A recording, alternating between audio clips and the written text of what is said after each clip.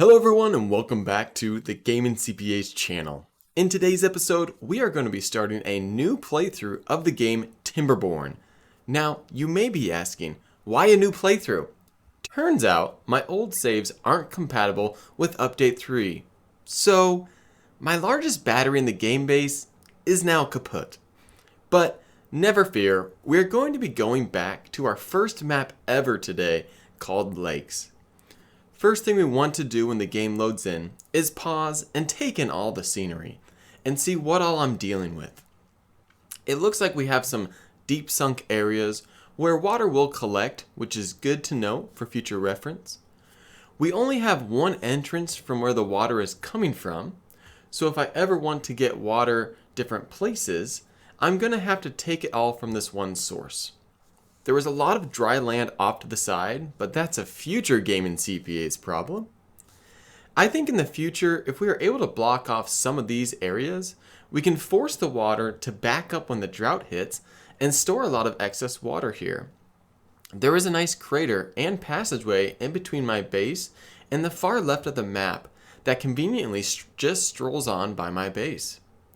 The best part about it is that it is one tier above the water level I'm in, so it could be a great reservoir of water in the early game.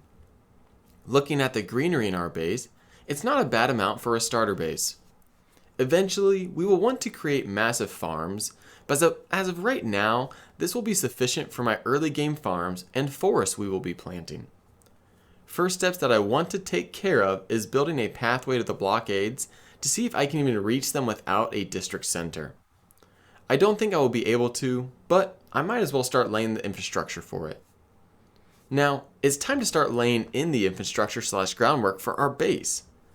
I'm going to want a road reaching to the water that I can place my berry collectors on, as well as a farmhouse to start growing some crops. We then need to make sure to mark up the lumber area we are going to be collecting from to start, and honestly, this place looks like a good spot to grow new trees as well in the early game, so a win-win. Next, we will need to plant our crops. The emphasis of today's episode is going to be locking in our food. I know you might think that since there are droughts in the game, that damming up the water and maintaining water through the drought should be priority number one. But I actually tend to struggle with keeping my beavers from not dying from hunger. So putting in a solid food system and farm system at the beginning and start storing food is my number one priority for this episode. Also, I'm going to try and not lose anyone except to old age if possible. But if I do, I'll make sure to announce it. I start off with carrots and sunflower seeds because both can be consumed by the beavers and they don't require any extra labor or buildings like grilling, cooking, or having to go through the grist mill.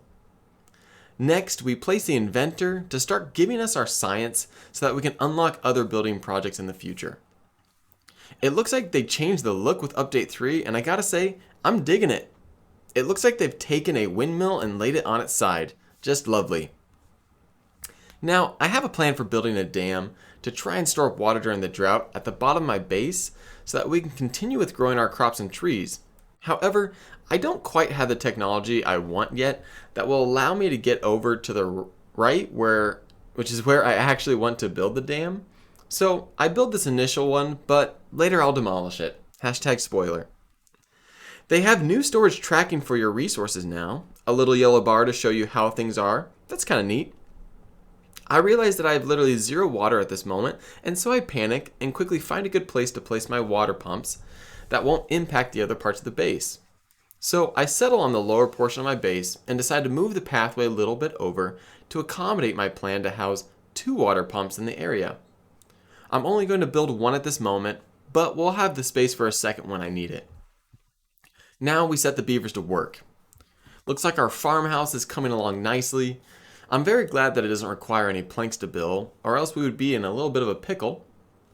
I did mark the water pump as the highest priority build, seeing as we have 0 water currently in our storage. Speaking of storage, I need to place a few water barrels to store the water outside of the maximum that the water pump itself can store. Let's say 3 small water tanks should do. 2 days down and so far no one has died yet. And there I go demolishing the dam I had placed earlier. It's just that the water from the next area is going to come from the valley to the left, so I want to make sure my dam is in line with that to be able to access the reservoir. It looks like our food is completely full and my berry gathering beavers aren't doing anything, so let's check out this new Update 3 storage system they have put together for us and see what we should build next. Small warehouse with a capacity of 30. That's a nice option to have for those resources that you don't consume as much of. Turns out you need to assign your tanks to store what you would like. You can do this while they are still being built or wait until they are done. I ended up assigning my tanks to store water. We ended up choosing some medium warehouses for our food storage, as once we start harvesting crops, things will fill up really quick. Turns out the new storage system only allows each warehouse to store one resource. To be honest, that definitely has its pros and cons, but I think overall it will be a way more organized system and allow for much easier storage from a tracking standpoint. Let's build one for the carrots, and let's build one for the sunflower seeds that will need to be harvested shortly. And then we can also build small warehouses for the berry harvesters.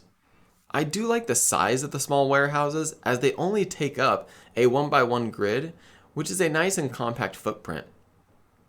Alright folks, and it's our first harvest as the carrots are ripe and ready to be pulled out of the ground. While we harvest some crops, let's take a moment to acknowledge today's video sponsor.